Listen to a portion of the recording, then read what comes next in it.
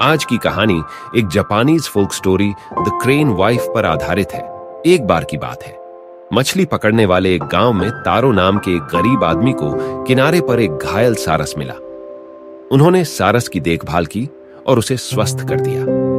एक दिन युकिको नाम की एक खूबसूरत महिला उसके दरवाजे पर आई।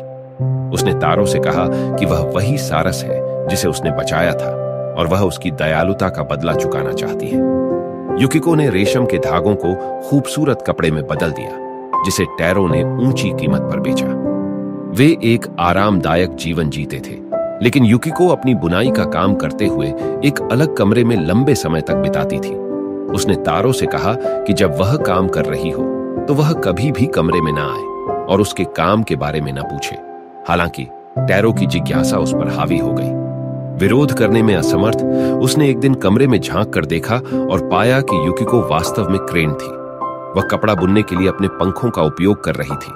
दिल टूट गया और खुद को ठगा हुआ महसूस करते हुए युकिको ने तारो से कहा कि उसे चले जाना चाहिए, क्योंकि उसने कमरे में प्रवेश न करने का अपना वादा तोड़ दिया है। उसके जाने के बाद तारो को अपनी गलती का एहसास हुआ और उसे गहरा पश्चाताप हुआ।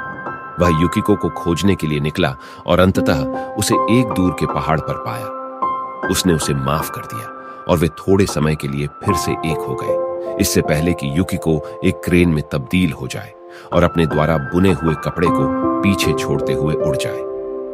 द क्रेन वाइफ बच्चों को वादे निभाने, बदले में कुछ भी उम्मीद किए बिना दयालुता दिखाने और किसी की जिम्मेदारी की भावना पर जिज्ञासा को हावी होने देने के परिणामों का महत्व सिखाती है।